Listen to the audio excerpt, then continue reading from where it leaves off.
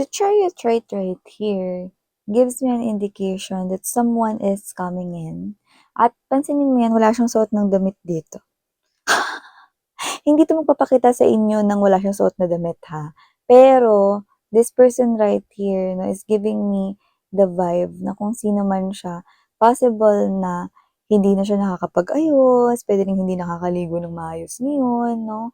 Parang, ah, gustong-gusto niya munang masolusyonan yung parang conflict or problem here with you guys, no? Kung sino man 'to parang wala na siyang pakialam kung ano man yung maging itsura at suot niya 'no, dito basta lang makagawa na siya rito ng solusyon or masolusyunan niya na 'tong issue sa pagitan ninyo. So, I'm seeing this person here rushing in, mamadali dito. So, let us see.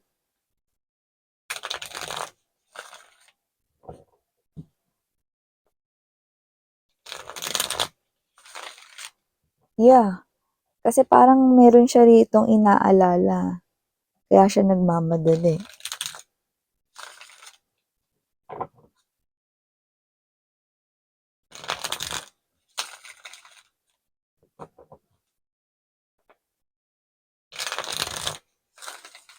Parang, galing ko lang yung tissue mga bibs. Parang meron siya ritong wini-worry, gano'n.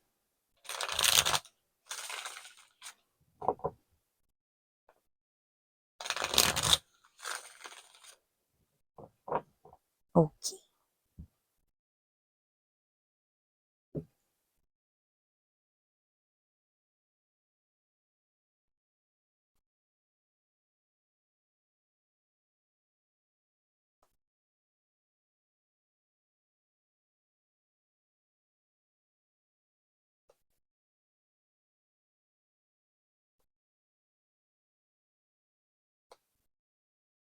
Okay.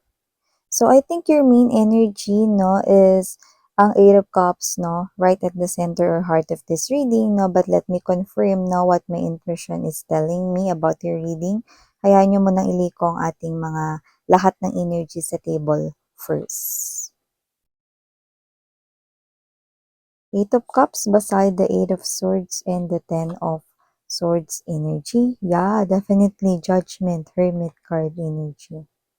Queen of Cups. Okay.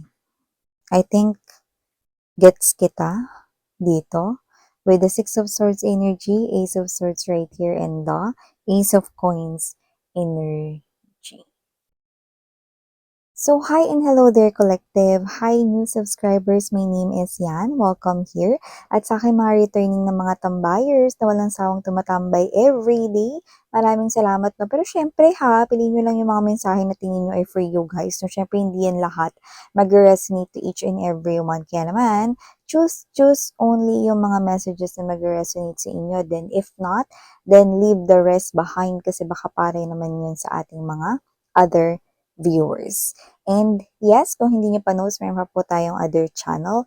Link ay inilagay ko sa description box ng reading na ito, no? Para if ever man na gusto mong tumambay dyan, and you haven't tried na makatambay dyan, then pwedeng-pwede kang tumambay dyan. Mga ilang beses mo sinabi yung salitang tambay, Miss Yan, no? Bilangin nyo. So yun nga, no, yung link na yan ay mariredirect kayo pag clinic nyo yan no, dun sa ating Dalning channel, no? So doon ay may ina-upload din tayo na collective readings for all signs. So everyday naman yon, sweetheart din. So, yun nga, no, wala rin tayong gender dito. So, babae, lalaki, LGBT, lahat welcome. Pwede rin i-switch yung mga roles dahil isa itong general reading. And at the end of the day, palagi po kayong may free will na malaya niyong gamitin anytime, anywhere. So, here, nakikita ko, no, na there's someone here na nakipag-usap sa friend mo or someone here sa community mo, sa soul tribe mo, sa kakilala mo, or someone close to you, someone who knows you, could be a friend mo, could be a family member mo, could be, relatives like pinsan mo, tita mo, yan, no? Or could be your katrabaho, no? Someone here rushing in, and there's an energy right here that we pick up, no? Na mga nakuha natin yung mga energies yesterday. So, kung nag-resonate sa inyo yung ating collective reading yesterday, I'm sensing the same flow of energy. So, I do pick up that this is probably here your ex who talked to one of your friends, one of the closest friends mo, or one of the closest people in your lives. Could be a family member, could be your ate, kuya, your nanay, tatay, your dad, your mom, could be your lolo, lola, no? Or relatives mo. Could be your close pinsan, could be your close tita, tito, whoever. Okay? This ex of yours, okay, is rushing in at nakipag-usap sa iyong community, sa iyong soul tribe right here with the presence of Three of Cups energy. Your ex right here doesn't have to be may pagmamayari ng motor, siklo, pero pwedeng yes. Pwede rin naman na may car siya or may vehicle, no? Pero, the Knight of Swords is giving me high vibrational message na this person here is aligaga, mamadali, no? Na makipag-usap rito na doon sa someone close to you. Eight of Wands energy, Knight of Swords energy. This person is not holding back anymore. Wala tayong resistance na nakukuha sa kanyang energy. Kaya tuloy-tuloy na ang pagmamadali ng taong ito, no? Pero hindi pagmamadali na kausapin ka, diretso, harap-harapan dito, kundi dumaan muna, no? Or idinaan muna ang pakikipag-usap na ito sa iyong kaibigan, kapamilya, sa iyong kamag-anak, or sa iyo ritong katrabaho na malapit sa buhay mo. Kung sino man siya, it gives me this type of message that with the Eight of Swords energy, Five of Coins,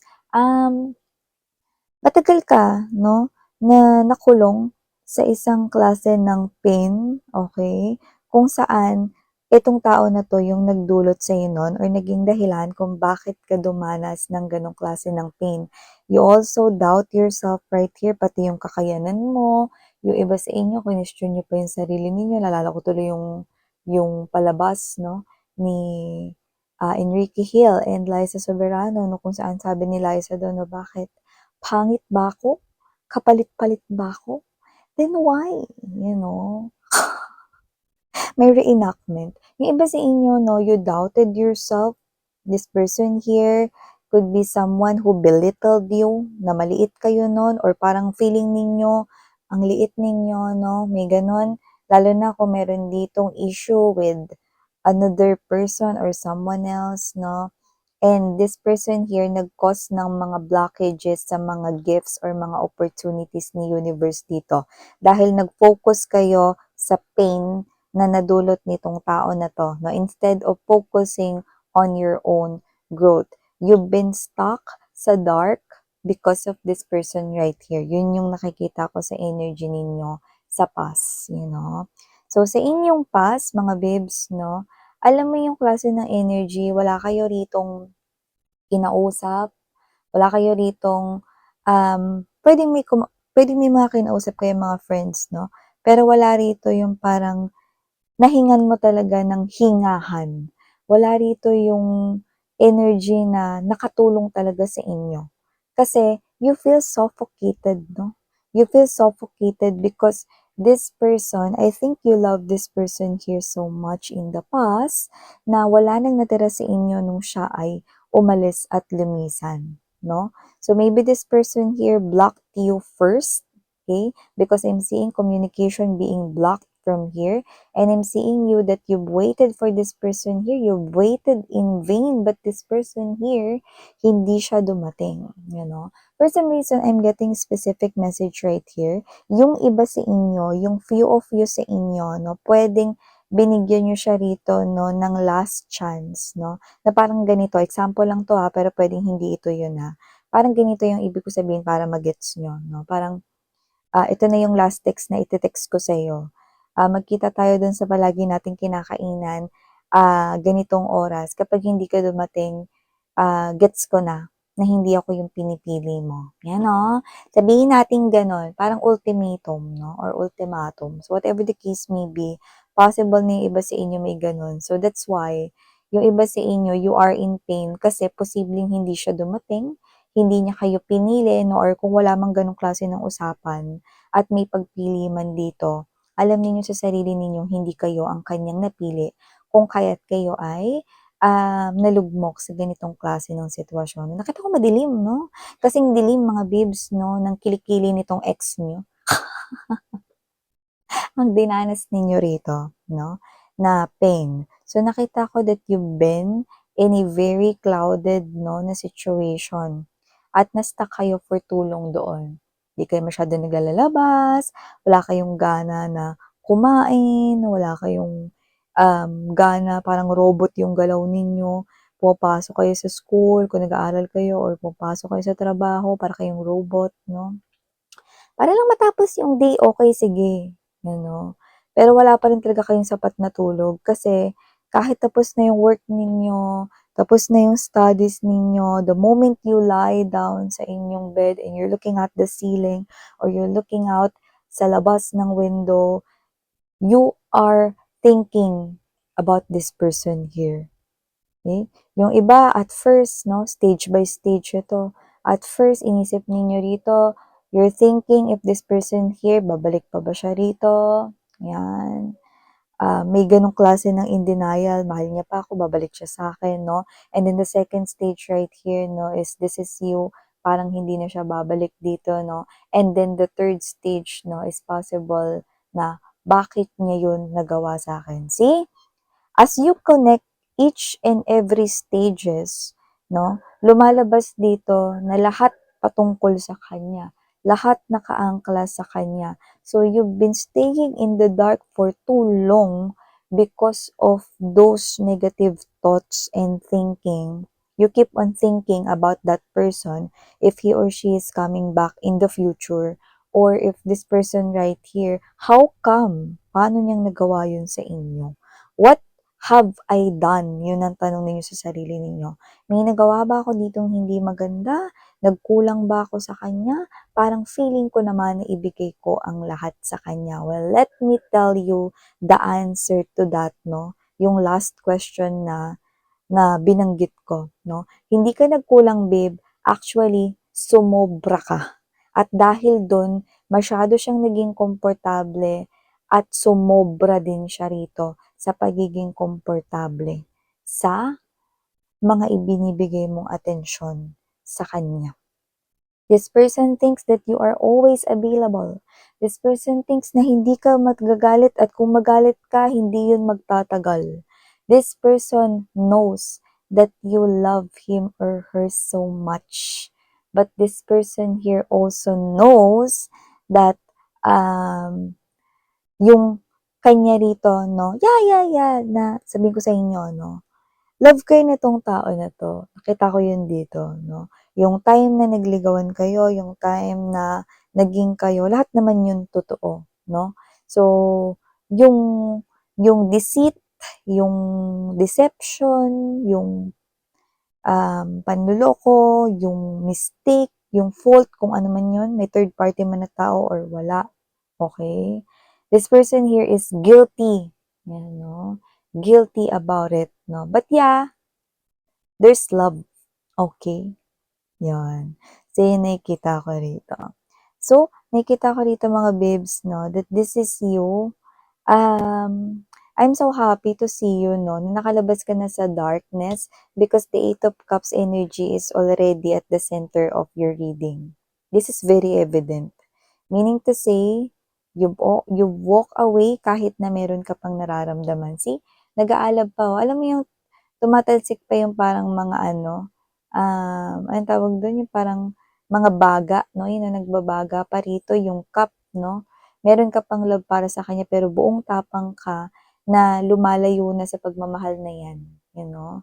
And you're moving towards the light. You're moving towards the calmer water. You're moving towards to the unknown and you are brave enough 'no, na maglakad palayo diyan. At ang nakakaloka 'no, kahit wala ka ditong sapin sa paa, nakapaa ka lang 'no, you keep on doing that. Meaning to say, kahit na makatapak ka ng bubog, makatapak ka rito ng mga, um, matutulis na mga damo 'no, or meron ka ritong mga sanga 'no, na matapakan 'no, okay lang. Ibig sabihin hindi naging madali ang iyong healing journey pero nagawa mo. Ang laki ng liwanag dun 'no? Mas malaki yung liwanag dun kumpara sa liwanag ng alab dito. So, ibig sabihin, alam mo sa sarili mo na ito yung dapat mong gawin at nararapat mong gawin. At nakikita ko rito na ito yung tamang desisyong ginawa mo with the Ten of Wands energy.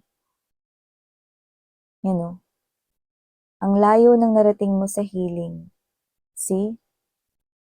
Dati parang hindi mo alam kung kaya mo 'tong magawa, kung kaya mong maka-move forward sa buhay mo without that person here. Pero tingnan mo, from that top, nagawa mong makababa diyan 'no, kasama yung lahat ng mga dala-dala mo, maleta mo 'yan 'no. You're carrying right here 'no, all the things that you need. Wala ka ng iniwan dito. It is because this is you not going back anymore. That's why you already brought all of your things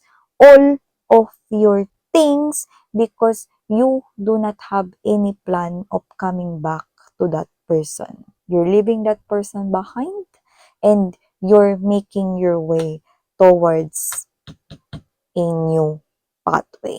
Okay? A new direction. So, nakita ko dito mga babes, no? Na with this judgment card energy and the hermit, the universe did help you out para makaalis ka dyan. Na-realize mo rito, alam mo kung ano yung na-realize mo? Ang ganda, no? Alam mo yung energy mo is yung um, parang ikaw ito, no, na